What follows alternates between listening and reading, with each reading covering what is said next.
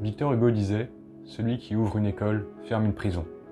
Mais il ne faut pas oublier que c'est de plus en plus dur pour les jeunes, et que apparemment les meilleures années de notre vie, ça se passe après le collège, mais avant les grandes écoles. À cette époque-là, il se passe pas mal de choses. Les rencontres, les vrais amis, le premier amour, la crise de l'adolescence, la découverte de soi et de son corps. Bref, tout un tas de choses qui nous définiront plus tard.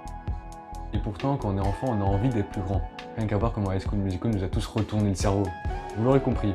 Aujourd'hui, on va parler du lycée, et plus particulièrement de la première. Mais avant ça... Générique.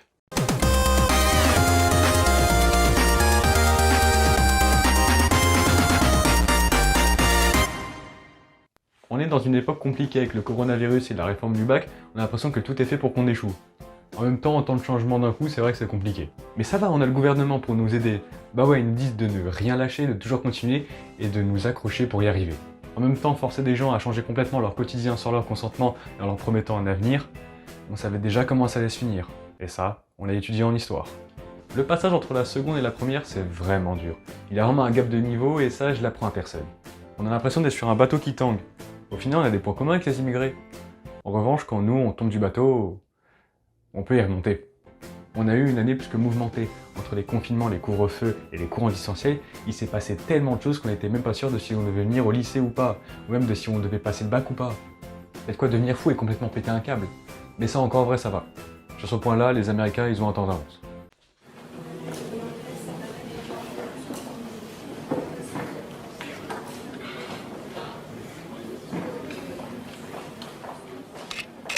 C'est fou de voir toute la pression qu'on a. C'est le bac de français pour nous et les règles changent plus fréquemment que le nombre de noirs ayant le souffle coupé après un contrôle de police. On a un écrit, un oral à passer, mais on n'a aucune motivation, on ne se sent même pas assez écouté. Quand le peuple se rebelle contre les dirigeants, ça aussi on l'a vu en histoire. En plus on a des choix à faire, on doit enlever une spécialité qu'on avait choisie l'année dernière. Le fait est que toutes les personnes ayant prise maths ont compris la courbe d'un krach boursier sur la moyenne mais pas dans un contrôle. Donc des gens arrêtent maths, sauf que pour ne pas se fermer de porte sur leur avenir, ils décident donc de prendre maths complémentaire. Et après il y a l'élite de la nation, les plus courageux, ceux qui gardent la spécialité maths et qui prennent maths expert. Non mais en vrai, maths c'est pas si dur que ça. Hein. Tu mets un peu de bonne volonté et tu vas à fond. Bon après il y a aussi d'autres spécialités cool, en fait tout ça, ça dépend du prof, surtout pour les spécialités. Je connais un gars, il devait faire chirurgien et prendre spécialité SVT. Il a eu un prof qui l'a tellement traumatisé, il sortait des cours, il était en pleurs, je devais le consoler. Moi je comprenais pas, à la fin d'année il a eu 16 ans, il a fini boucher. Aujourd'hui quand je passe devant la boutique, c'est lui le chef. Il m'a même demandé la dernière fois si je voulais du bœuf ou du veau.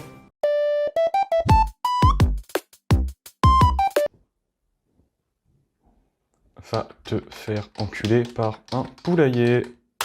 Ah non mais faut faire attention hein, il y en a qui ont sombré. Hein. Mais il y a aussi certaines spécialités qui permettent d'être meilleurs sur d'autres matières, par exemple la spécialité anglais.